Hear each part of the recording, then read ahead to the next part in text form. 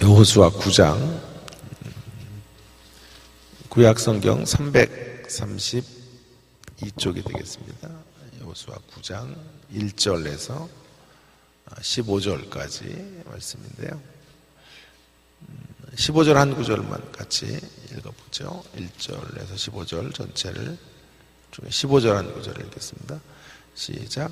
여호수아가 곧 그들과 화친하여 그들을 살리리라는 조약을 맺고 회중 족장들이 그들에게 맹세하였더라.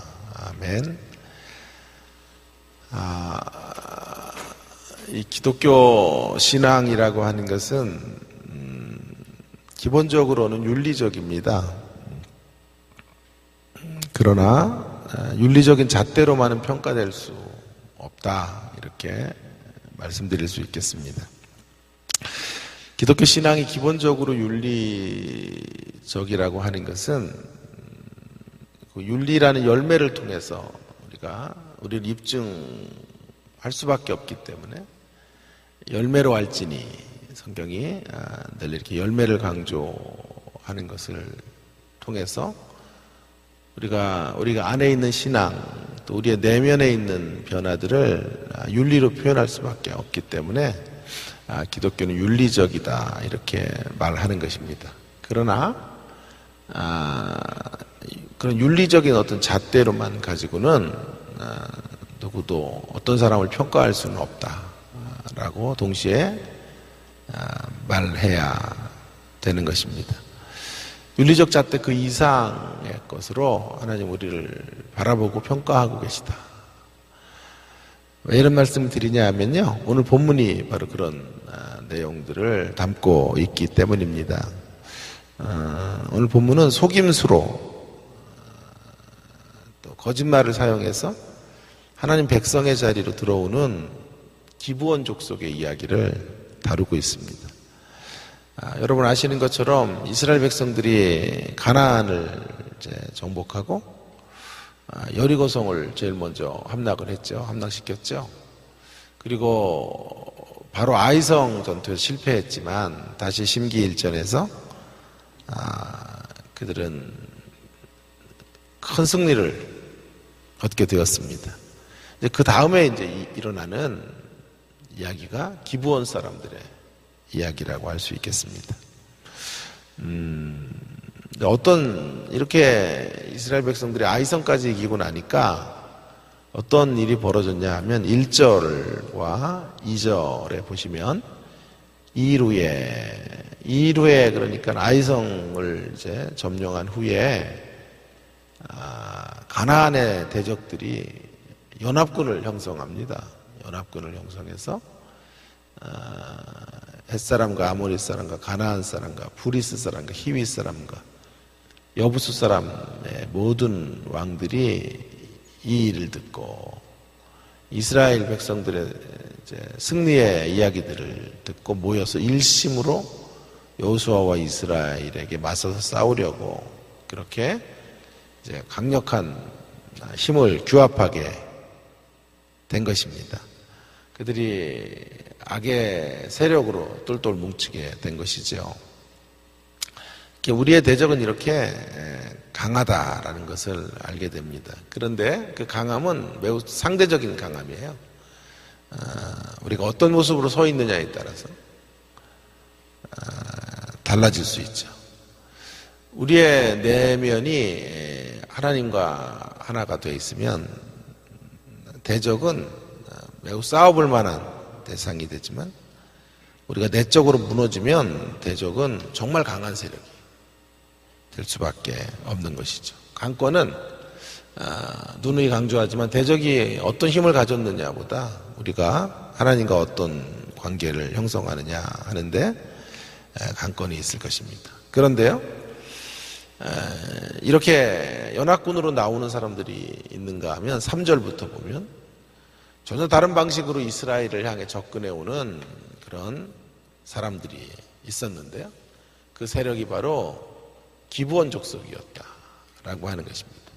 그들은 이스라엘과의 절대항전의 자리로 나가는 게 아니고요, 오히려 이스라엘과 평화조약을 맺기를 원합니다. 그래서 거짓말로 속임수로 자신들의 정체를 드러내지 않은 채 화친을 체결하려고 한 것이죠. 그들은 이스라엘 하나님이 어떤 명령을 하셨는지를 너무 잘 알고 있는 사람들이에요. 출애굽기 34장 11절, 12절, 신명기 20장 18절 같은 데를 보시면 하나님께서 이스라엘 백성들에게 가나안 땅에 들어가거든 가나안 족속들을 모두 멸하라 이렇게 명령을 하셨어요. 기브온 사람들은 이 정도의 선지식을 알고 있었던 사람들이에요. 원래는 이 기브온 사람들이 가나안 족속인데요. 가나안 족속이 아닌 것처럼 자신들을 꾸미게 되는 것입니다. 멋진 연기자들이에요. 참 이 성경에서 연기를 하는 사람들이 참 많은데 그 중에 한 사람이 이 기브온 사람들이라고 할 수 있어요. 치밀하게 계획을 짜서 그들은 한치의 오차도 없이 일을 꾸며요. 헤어진 전대 같은 걸 준비하고 낡아빠진 그런 부대에다가 포도주를 싣고 마르고 곰팡이가 난 빵 같은 것들을 이제 준비를 하죠. 그래서 먼 지역에서 온 것처럼 가장을 하는 것입니다. 먼 지역에서 왔으니까 가나안 족속들이 아니니까요. 우리를 진멸하지 말고 너희들의 백성의 일부로 받아들여달라 이렇게 말하고 있는 것이죠. 만약 이들이 가나안 족속들이 아니라고 한다면 이스라엘이 그들과 평화의 조약을 맺는 것은 아무 문제가 되지 않습니다. 근데 아무리 봐도 좀 이렇게 분위기가 이상해요. 그래서 처음에는 이스라엘 백성들이 여호수아와 이스라엘 백성들이 의심의 눈초리를 보내요. 6절이에요. 6절 한번 보십시다. 6절. 그들이 길갈 진영으로 가서 여호수아에게 이르러 그와 이스라엘 사람들에게 이르되 우리는 먼 나라에서 왔나이다. 이제 우리와 조약을 맺읍시다 하니 7절에 보시면 이스라엘 사람들이 히윗 사람에게 이르되 너희가 우리 가운데 거주하는 듯하니 우리가 어떻게 너희와 조약을 맺을 수 있느냐. 히윗 사람, 9장 1절에 보면 히윗 사람이라면 이들은 진멸의 대상인 거죠. 그래서 의심을 하는 거죠. 너희들 히윗 사람들 아니냐. 히윗 족속이 아니냐. 그렇게 말하고 있는 거죠. 상황이 그들이 예상했던 대로 돌아가지 않자 기브온 사람들은 이런 멋진 이런 떡고물 하나를 던져요. 그게 뭐냐 하면 우리가 당신들의 종이 되겠다라고 하는 것입니다. 종이 되겠다라고 하는 것은요. 여기 넘어가는 거예요. 이스라엘. 의심의 모든 이런 생각들을 잠재우게 했던 한마디는 종이 되겠다라고 하는 건데요. 실용주의적 가치에 넘어지고 만 거죠. 여러분 전쟁을 치르고 있어요. 종들이 필요해요. 종들이. 기브온 사람들이 만일 그 종이 될 수 있다면 가나안 정복 전쟁은 이전보다도 훨씬 용이한 일이 되고 말 거예요. 그래서 사실은 반쯤 마음이 이제 이런 제안에 넘어가 버리고 만 거죠. 뭘 더 검증할 필요도 없어요. 사실은 종이 되겠다는 한마디에 마음을 확 빼앗겨 버리고 마는 거죠. 이 실용주의적 가치관에 의해서 무너지는 거죠. 무엇이 하나님이 기뻐하시는 일인가 보다 무엇이 나에게 이득이 되는가라는 기준을 삼고 이 일들을 지금 대하고 있는 것이죠. 여호수아가 다시 의심해 보지만 이제 그런 의심 앞에서 기브온 사람들이 결정타를 날려요. 자신들이 먼 나라에서 왔다는 것을 입증하기 위해서 9절과 10절에서 가나안 땅에서 이루어진 어떤 승전의 이야기나 전쟁의 이야기는 모르는 척을 해. 대신에 가나안에 들어오기 이전에 이스라엘이 가나안 땅 밖에서 승리했던 광야의 끝자락에서 그들의 대적을 이긴 기사들을 열거하고 있다. 그러니까 먼 나라에 있으니까 지금 가나안의 소식은 몰랐다는 거고, 광야에서 어떻게 싸웠는지 하는 것들을 이제 알고 있다는 방식으로 이제 그들 속으로 들어오게 되는 거죠. 그러니까 평화의 조약을 맺을 수 있는 길들을 이제 제안하고 있는 건데요. 그러니까 속을 수밖에 없죠. 가나안 땅에서 일어났던 일도 몰라? 확실히 먼 곳에서 온 게 맞구나. 최근 소식을 모르고 이전 소식을 알고 있으니까. 자, 여러분, 이 부분에서 이제 매우 중요한 대목이 하나 있는데요. 이 학자들은 이 기브온 사람들의 모습과 뭐와 이제 유사성을 갖냐 하면 라합, 기생 라합의 이야기와 매우 유사한 이제 연결점이 있다고 생각해요. 여호수아서 안에 이방인, 특별히 가나안 족속이, 가나안 사람이 언약 백성 안으로 들어왔던 경우가 두 경우인데요. 하나는 한 개인과 한 가정으로 들어온 경우는 여호수아 2장에 있는 라합의 이야기로 들어오게 된 거예요. 그리고 그것이 이제 민족의 단위로 들어오게 되거나 어떤 족속의 단위로 들어오게 되는 경우는 기브온 사람들인 거예요. 근데 재밌어요. 이 두 경우의 공통점이 뭐냐 하면 모두 속임수로 들어오고 모두 거짓말을 하고 있는 거죠. 거짓말이라고 하는 것이 연결고리가 돼요. 라합도 정탐꾼들을 숨겨주기 위해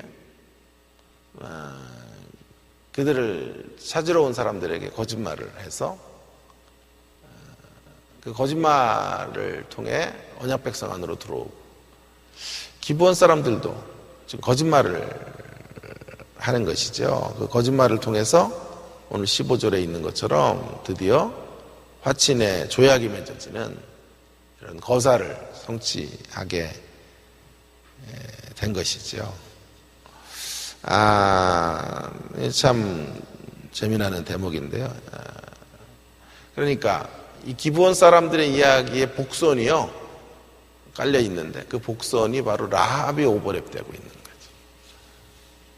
복선이라는 거 여러분 좀 아세요? 복선.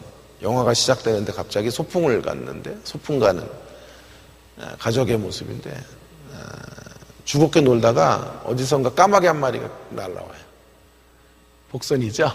앞으로 불길한 일이 벌어져. 아니면 막 이렇게 갑자기 천둥번개가 치고 비가 내려요.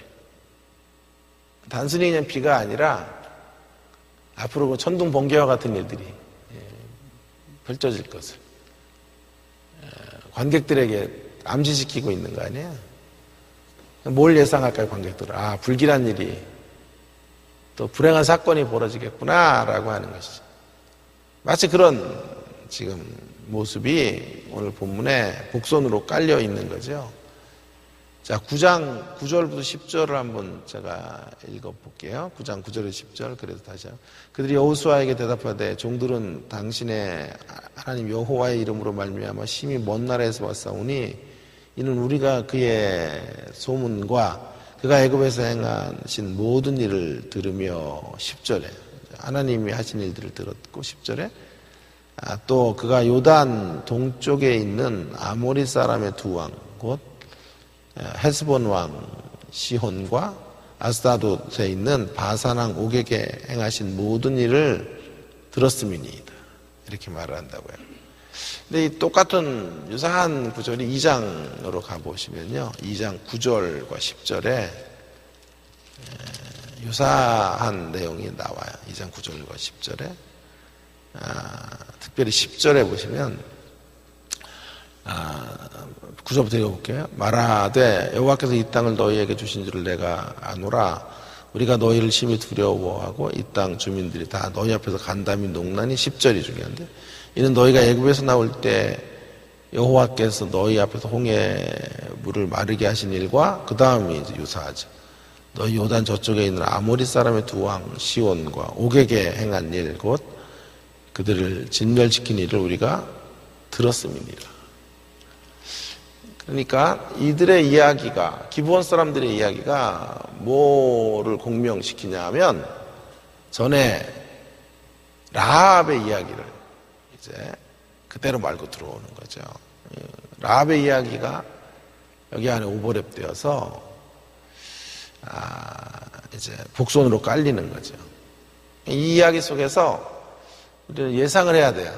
지금 이 이야기가 거짓말이 잘못이고 이 속임수 때문에 하나님 심판을 하시는 이런 이야기로 끝나지 않을 것을 우리는 예상을 하는 거죠. 라합의 이야기가 구원의 이야기로 끝났듯이 지금 이들의 이야기가 라합의 이야기와 동일한 선상에서 해석되어져야 한다라고 하는 것을 알려주는 거죠. 그래서 저는 이제 이런 거짓말을 이렇게 정의를 했어요. 이런 거짓말은 하얀 거짓말이다 라는 거죠. 하얀 거짓말이지. 하나님의 하얀 거짓말로 이제 취급하실 것이다. 왜냐하면 기생 라합의 거짓말도 그런 하얀 거짓말로 취급을 하셨기 때문에 노골적 거짓말과 하얀 거짓말은 매우 다른 것이죠.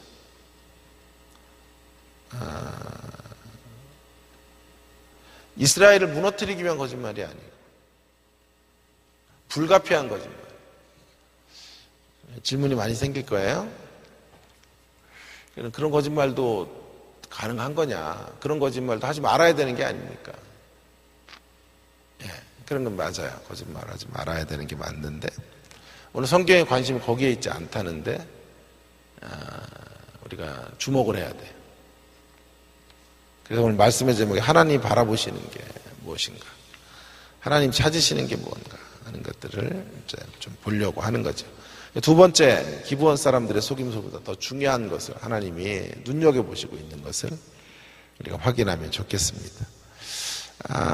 오늘 본문은 이런 데 별로 관심이 없어요. 이 거짓말이 과연 정당한가라고 하는 것을 논의하는 데는 제가 보기엔 단 1도 관심이 없어요. 우리는 이렇게 말할 거예요. 어떤 거짓말이든 거짓말은 잘못이다. 훨씬 더 이렇게 좀 원칙주의자들은 이런 이야기들이 굉장히 불편할 거예요. 이런 것들을 미화시키고 합리화시키는 것에 대해서 별로 그렇게 마음에 동의를 하지 못할지 모르겠어요. 저도 기브온 사람들의 행동이 옳았다라든가 그들을 미화시키려는 마음은 하나도 없어요. 설사 하얀 거짓말이라고 해도 그 거짓말 자체는 옳은 것이 아니다라는 생각을 합니다. 그리고 또 거기에 넘어간 이 거짓말을 분별하지 못한 이스라엘의 태도도 옳은 것은 아니에요. 14절에 보면요, 그들이 왜 이런 거짓말에 넘어갈 수밖에 없었는지를 이렇게 말해요.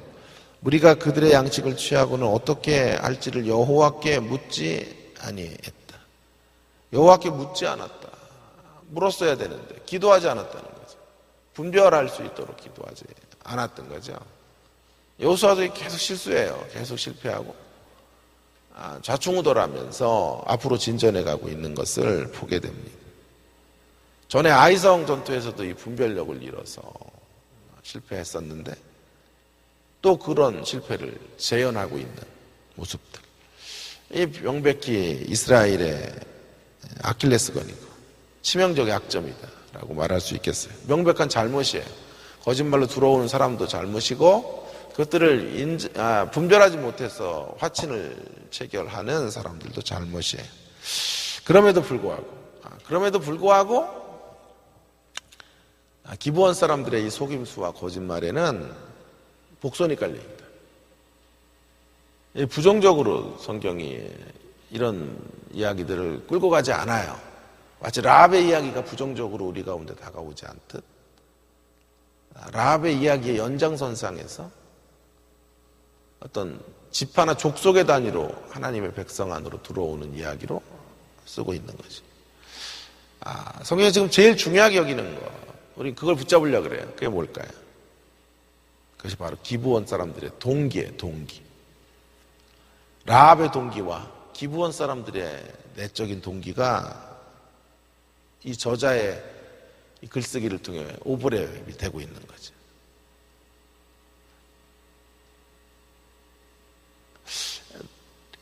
라합처럼 기브온 사람들의 이 행동이 믿음의 행동이라는 것을 성경은 말하고 싶어요. 기브온 사람들은 진정으로 언약 백성 자리로 나가기를 원했던 거예요. 언약 백성 안으로 들어가기를 원했던 거예요. 그것이 그들의 중심이었어요.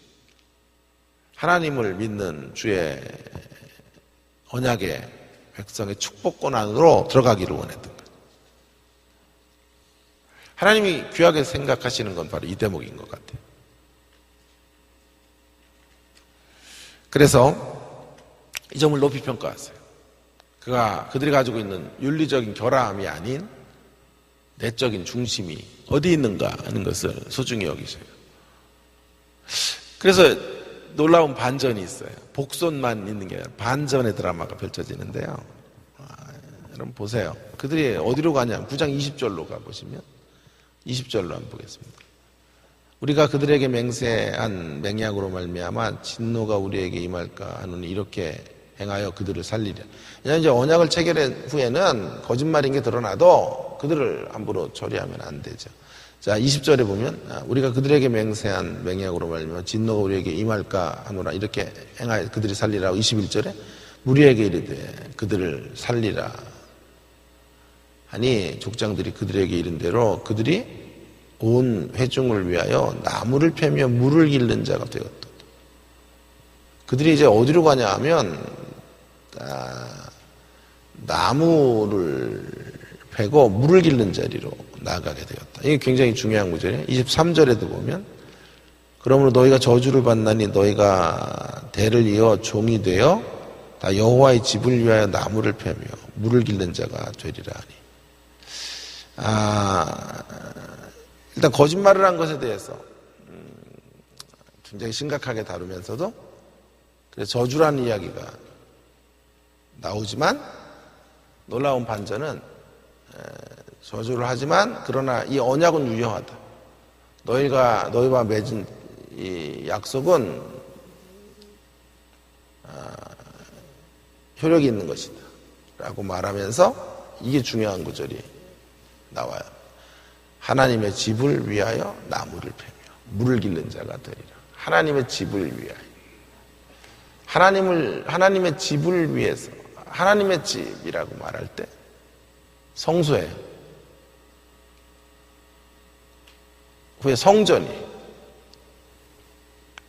거기서 나무를 패며 물을 기른다. 무슨 말이죠? 평생 종으로 사는 일은 행복한 일은 아니지만 그들의 거짓말로 책망과 저주로 끝나지 않겠다라고 하는 거죠. 저주받은 종이 되지만 마침내는 궁극적으로는 하나님의 집의 종으로 만들어 주시겠다는 거예요. 하나님의 집의 종이라는 것, 일반적으로 말하면 예배자로 삼으시겠다. 성막이나 하나님의 집에 있었던 실로 같은 곳에서 일하는 사람. 그런데 그런 일반적인 의미를 넘어서 여기 하나님의 집을 위해서 일하는 사람은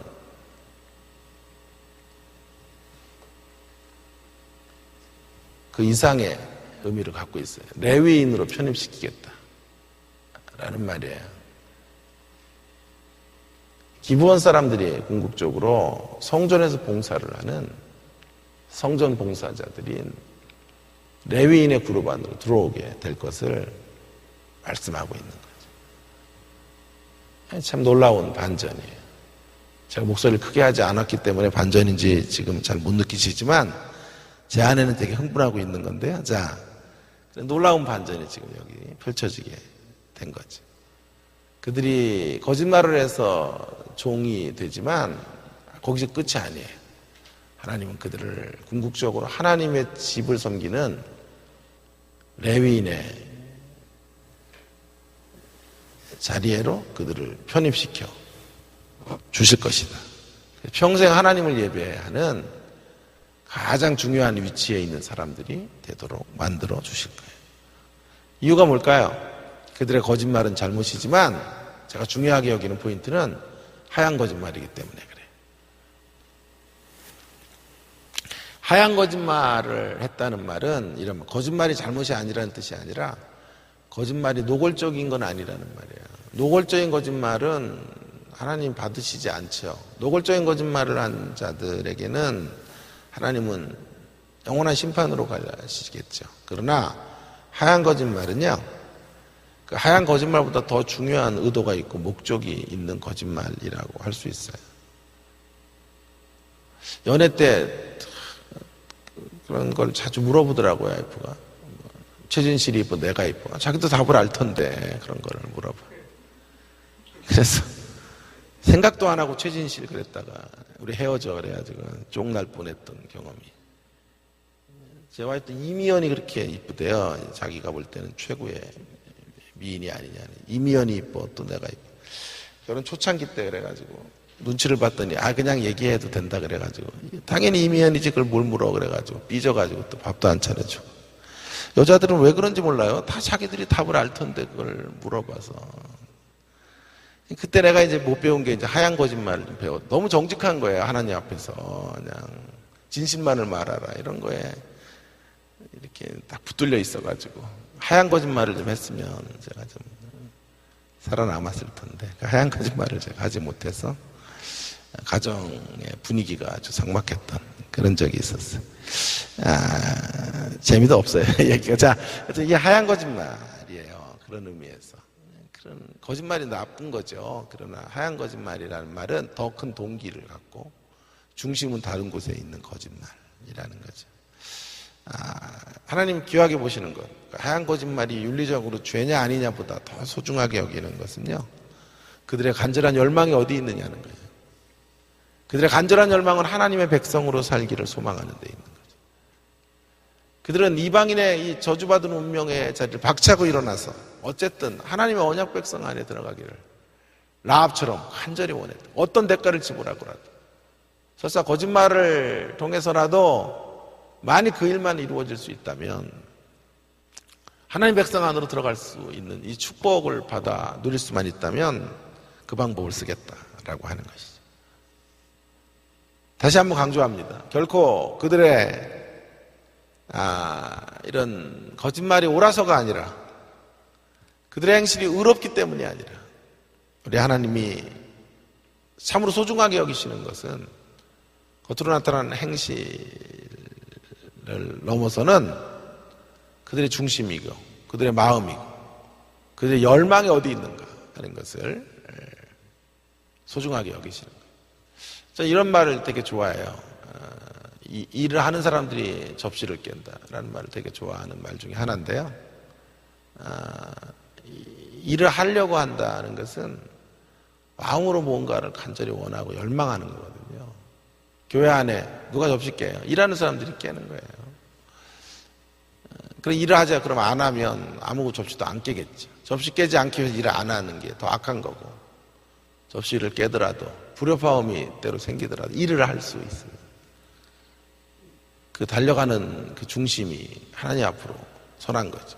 다 실수하고 넘어져요. 다 한계가 있어요. 연약함이 있고 부족함이 있다. 그럼에도 불구하고 때때로 한계 속에서도 우리의 중심으로 주의 뜻을 받들기를 원하는 모습들이 참으로 필요한 거예요. 우리 하나님이 참 놀라운 분이에요. 그래서 우리 같으면 어떤 윤리적 결벽증 같은 걸 갖고 있는 분들도 되게 많아요. 윤리운동도 좋고 다 좋은데요. 막 윤리적 이런 결벽증 같은 것으로 잣대가 되면요, 그게 악용될 확률들이 되게 많아요. 바리새적 의라든가 정죄적 가치관으로 흘러가요. 우리 하나님도 그렇게 가실까? 그렇지 않아요. 이놈들 하얀 거짓말도 거짓말이야. 의도가 좋았다고 그런 사용한 수단이 올바르다고 말하면 안 돼. 고약한 것들, 우르르 쾅쾅 진노를 쏟아붓고 그런 모습으로 나타나지 않으세요. 하나님은 그 거짓말이 잘못된 것을 분명히 지적하시면서도, 그리고 그들의 거짓말에 대한 응당한 처분들을 내리시면서도 그들의 생애를 거기서 끝내지 않으시는 거죠. 저주로 끝마치지 않도록 역사하시는 거죠. 그들이 하나님의 자녀가 되는 자리로 돌아오게 하시는 것이고, 그들에게 새로운 은총의 길들을 열어주시는 거죠. 왜냐하면 하나님이 중요하게 여기는 건 그런 외적인 실수보다 하나님을 향한 마음이에요. 그들의 심령이, 자세, 그들의 중심이, 그들의 간절함이, 그들이 가지고 있는 내적인 탄원인 거죠. 사랑하는 여러분, 오늘 우리가 이 하나님의 마음을 좀 가지고 하나님 바라보시는 것들을 우리가 좀 소중하게 바라보면 좋겠습니다. 우리는 때로 사람들에 대한 평가가 너무 인색해요. 물론 노골적인 거짓말을 하고, 노골적인 거짓말을 하는 사람은 마음에 화인 맞은 사람들이에요. 양심이 완전히 기능을 정지한 사람들. 이런 사람들은 우리가 함께 할 수 있지 않아요. 우리는 그들을 반드시 도려내야만 하는 것은 맞아요. 그들과 하나 된다는 건 마치 사단과 하나 된다라는 것과 마찬가지예요. 그러나 이 땅의 많은 인생들의 대부분은 다 하얀 거짓말의 자리에 떨어질 수밖에 없는 한계가 있어요. 다 연약함이 있고 허물이 있다고요. 그런 세상 속에서 우리가 정말 바라봐야 되는 것은 한 사람이 갖는 어떤 연약함에 의한 실수라든가 이런 하얀 거짓말에 속하는 것들이 아니라 그들의 중심을 바라보는 것이, 그들의 의도가 어디에 있는지를 바라보는 것이죠.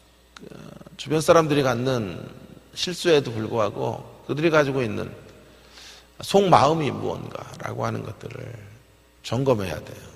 주님 그걸 바라보고 계시고 우리도 오늘 그것을 바라보며, 주님은 규칙을 사수하시는 분이 아니에요. 규칙을 사수하다가 사람을 잃는 분이 아니에요. 어떤 경우에도 주님에게 중요한 건 사람이었고 그 사람이 가지고 있는 심령이었고 내적인 갈망이었다는 것을 우리가 분명히 기억을 하고, 지금 9장에서 같이 이 초점은 기브온 사람들의 책임을 묻는 일에 초점이 없어요. 별로. 어떻게 이스라엘 백성들 안으로 들어와서 어떻게 살아가게 되는지에 더 초점이 많아요. 우리가 이런 마음으로, 이런 자세로 하나님 앞에 서야 되고, 또 그런 마음과 자세로 하나님 앞에서 사람들을 대하는 모습이 우리에게 반드시 있어야 되겠습니다.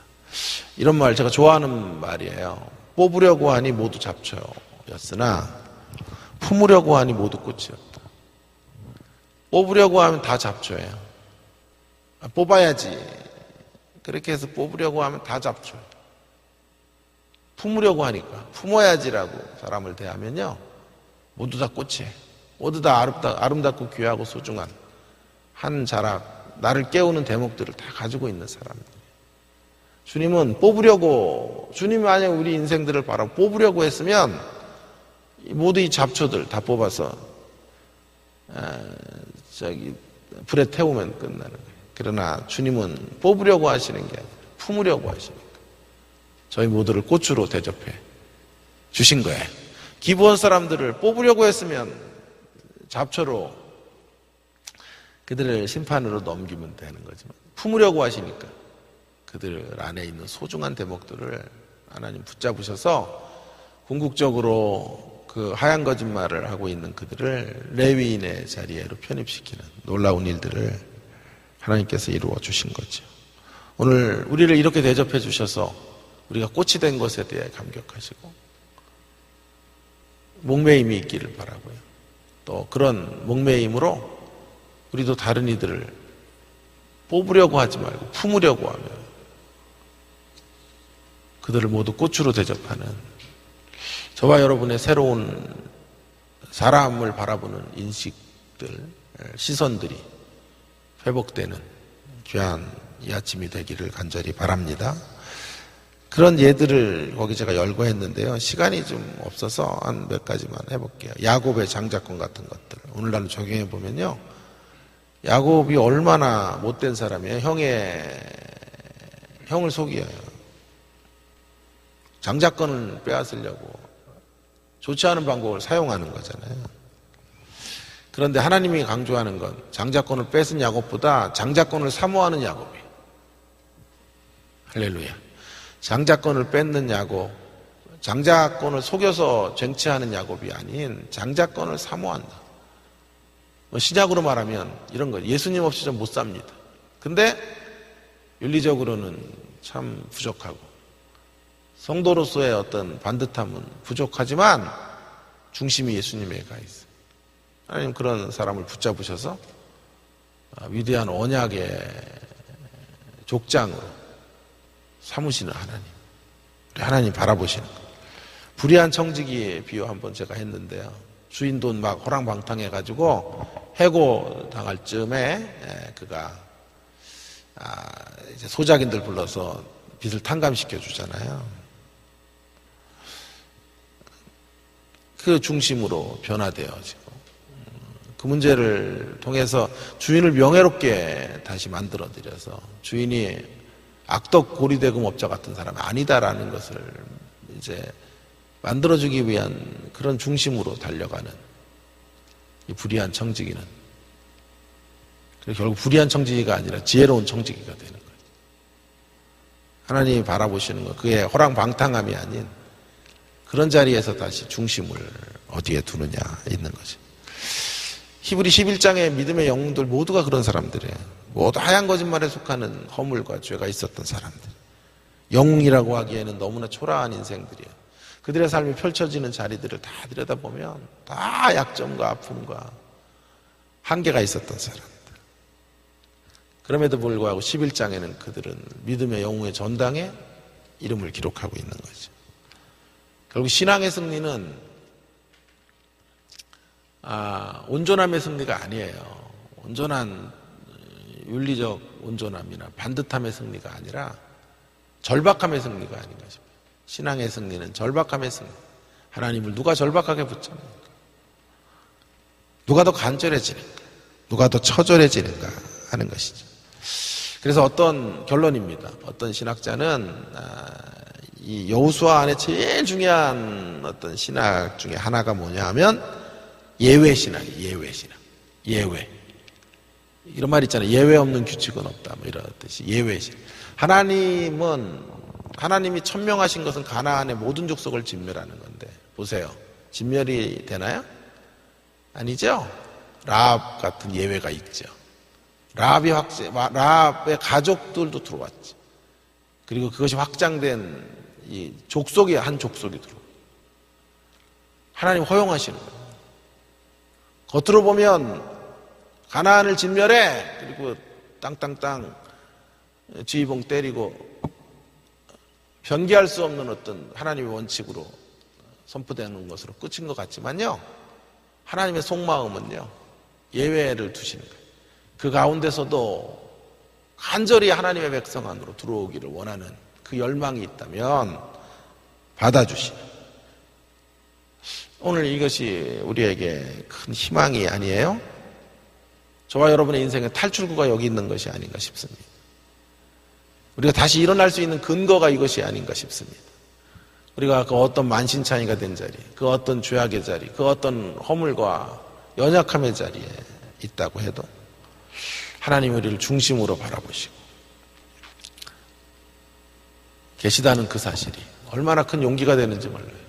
우리가 그 어떤 자리에서도 하나님을 우리의 온 마음으로 사랑하고 진심으로 돌아서기를 원하고 우리의 속중심으로 하나님의 축복을 갈망하는, 주님께 나아가 주님과 더 깊은 교제권 안으로 들어가기를 원하는 자들을 누구도 버리지 않으시고, 너 이런 허물이 있잖아 그리고 내치지 아니하시고,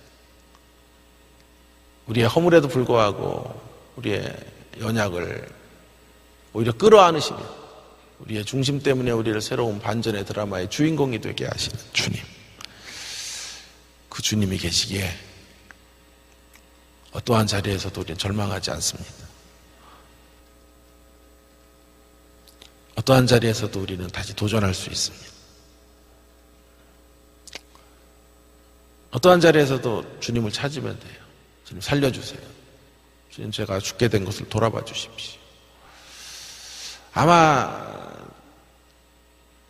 저도 제가 살고 있는 모습들을 누가 영상으로 다 찍어서 제 마음의 동기까지 다 스캔해가지고 살아오는 모습들을 만약에 누가 그 영상으로 보여주면 여러분 다음 주부터 설교 못 들을 거예요. 아, 저런 인간이었어. 그렇다고 뭐 엄청난 죄를 지금 짓고 있다 이렇게 또 오해를 하거나 그러진 마세요. 우리 모두 허물이 많단 말이에요. 연약이 많단 말이에요. 그럼에도 불구하고 하나님 늘 우리의 마음 중심을 보시고 우리를 대접해 주시는 그 하나님 우리 하나님이세요. 그 하나님 앞으로 어떠한 자리에서도 항복하며 나아가고 두 손을 바짝 들고 우리를 살려달라고 외치면 하나님께서 우리를 도와주시고 기브원 사람들에게 함께 해주셨던 그런 은혜를 우리 가운데 베풀어 주실 것입니다. 그런 시선과 관점으로 또 우리가 다른 형제들을 바라보는 저와 여러분 되기를 주의 이름으로 축원합니다. 함께 기도하겠습니다. 오늘 주신 말씀을 좀 가지고 우리 하나님 찾으시는 것, 하나님 바라보시는 것, 그것이 무엇인지. 하나님 바라보시는 건 언제나 우리의 속 중심이에요.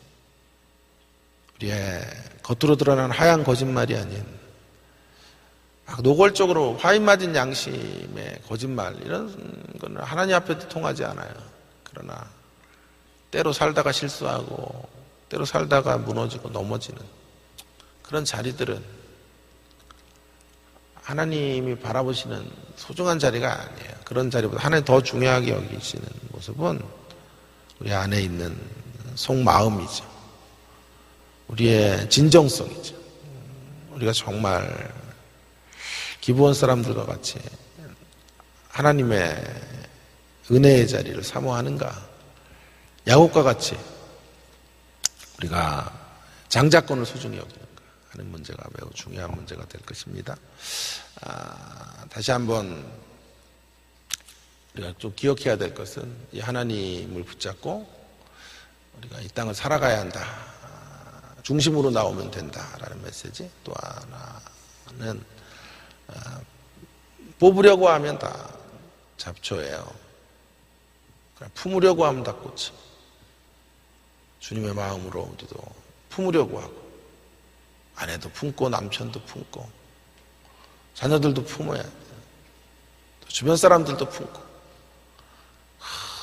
실수한 것, 넘어진 것, 한계를 까발리고 노출하는데 우리의 관심이 있어서는 안 되겠고요. 주님의 마음으로 우리가 형제를 바라보는 저희가 되기를 위해서 1분만 기도하겠습니다. 기도하십시다. 하나님 아버지 은혜를 감사합니다. 오늘도 저희들에게 기브원 사람들의 이야기를 통하여 하나님의 이 놀라운 관점과 시선과 하나님 바라보시는 것들이 어떤 것인지를 알게 해주셔서 감사합니다. 하나님 아버지, 주님의 시선이 있기에 오늘 우리가 그 하나님의 긍휼하심의 시선과 우리를 향하신 하나님 새로운 관점으로의 바라보심이 통하여 하나님 아버지, 우리의 온갖 허물에도 불구하고 연약에도 불구하고 한계에도 불구하고 온통 우리 안에 있는 하얀 거짓말들에도 불구하고 하나님 아버지, 오늘 우리가 주님의 자녀가 되었고 오늘도 하나님 우리가 하나님의 백성의 길들을 걸어갈 수 있는 하나님 이 놀라운 은혜를 우리에게 허락해 주셔서 감사합니다. 하나님, 주님 앞에 다시 감격하며 나오는 우리의 기도의 시간이 되기를 소망합니다. 주여 도와주시고 주여 함께 해주시고 하나님 아버지, 우리가 또 다른 형제들을, 주변 분들을 하나님 아버지 주님의 시선으로, 안목으로, 주님의 관점으로, 주님의 눈으로 바라보는 저희들의 모습들이 되도록 주여 우리에게 은혜를 베풀어 주시기를, 우리에게 긍휼을 베풀어 주시기를 간절히 원하오니 주여 함께하여 주옵소서. 주여 역사해 주시고 주의 은혜로 같이 해주시기를 소망합니다. 한 가지 더 기도하겠습니다. 우리 주일 예배 하나님 앞에 주의 임재가 충만한 예배가 되도록 위해서 여러분 기도해 주시기를 바라고요.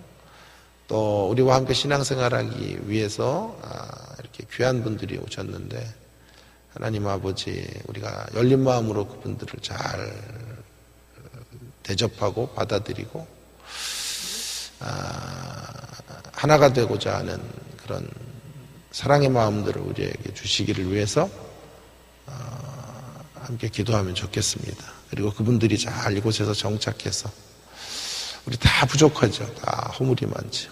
서로 보듬어 안고 서로를 꽃으로 대접하는 그런 아름다운 공동체를 이루어 가도록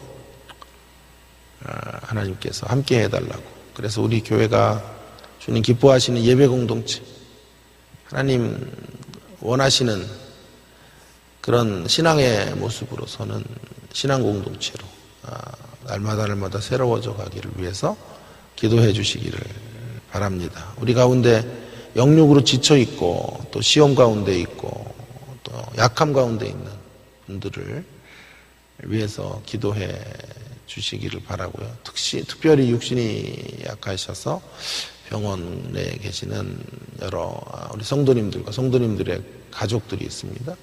위해서 꼭 잊지 말고 기억해 주시고 또 예배의 수종들은 모든 분들 함께 해달라고 우리 장로님들과 권사님들 특별히 교회의 리더십의 그룹에 속해 있는 모든 분들이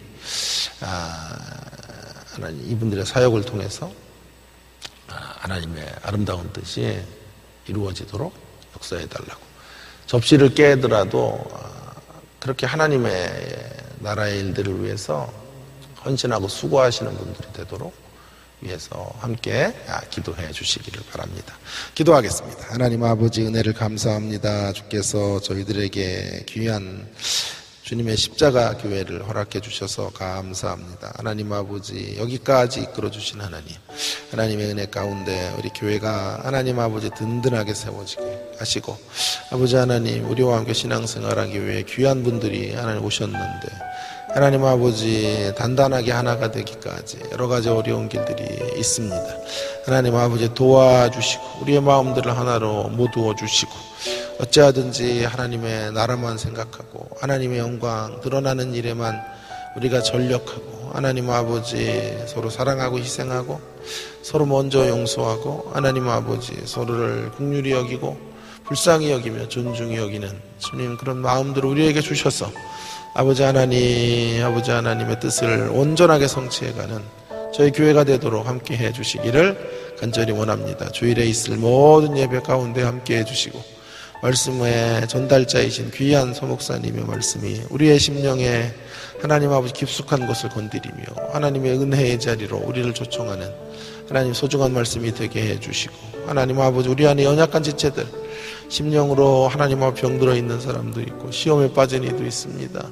마음이 아픈 이들도 있다면 하나님 위로해 주시고 격려해 주시고 다시 하나님의 시선으로 긍휼의 관점으로 현실을 바라보고 상황을 바라보며 하나님 아버지 좋은 마음들 하나님 아버지 허락해 주셔서 주님의 뜻을 이루어내는 저희들의 공동체가 되도록 함께하여 주옵소서. 연약한 자들 하나님 한 사람 한 사람 긍휼히 여기시고 불쌍히 여기시고 치료해 주시고 하나님 아버지 회복시켜 주시고 하나님 온전케 해주시기를 간절히 원하오니 주여 긍휼을 베풀어 주옵소서. 함께해 주옵소서. 하나님 아버지 도와주시기를 원합니다. 아버지 하나님 은혜를 베풀어 주셔서 주의 뜻이 우리 가운데 온전하고 아름답게 펼쳐지는 귀한 역사로 하나님 아버지 드러날 수 있도록 함께하여 주옵소서. 하나님 아버지 오늘도 귀한 아침을 열어주셔서 주의 말씀을 듣게 해주심을 감사드립니다. 우리 하나님이 어떤 분이신지 다시 한번 깨닫고 감격할 수밖에 없습니다. 우리의 허물에도 불구하고 우리의 하얀 거짓말에도 불구하고 하나님 아버지 우리를 불쌍히 여기시고 진노 중에도 국류를 잃지 아니하시는 그 큰 사랑으로 우리를 여기까지 끌어주셔서 감사합니다. 오늘도 우리가 또 연약하고 오늘도 우리 안에 온전함이 없지만 중심으로 주님을 붙잡는 생애들을 놓지 아니하시고 위대한 반전의 드라마들을 이끌어 가시는 그 하나님 때문에 오늘 여기 우리가 이 축복의 땅에서 살아가고 있음을 고백할 수밖에 없습니다. 그 감격을 가지고 하나님 어떠한 상황에서도 주님 앞에 항복하며 손을 들고 나아가는 주의 백성들이 되기를 결단하는 저희들이 되게 하여 주옵소서. 우리 형제들을 그런 시선으로 바라봐 주는 따뜻한 국류를 저희들에게 주시기를 원합니다. 차가운 공의 대신에 따뜻한 국률의 관점을 우리에게 허락하여 주옵소서.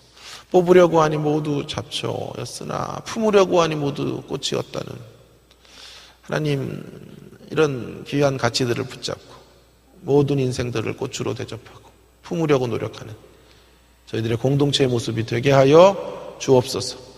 귀한 분들을 보내주셔서 감사합니다. 하나님, 먼저 우리가 열린 마음으로 그들을 대할 수 있게 해 주옵시고 무엇이 다른가 보다 무엇이 같은가에 초점을 맞추며 그리스도 예수 안에서 하나 되는 일에 전력할 수 있도록 도와주시고 그분들이 또 마음의 문을 활짝 열고 우리 공동체 안으로 들어와 하나의 믿음, 하나의 신앙으로 온전해지는 귀한 공동체로 주님 변화되어져 가도록 함께하여 주옵소서.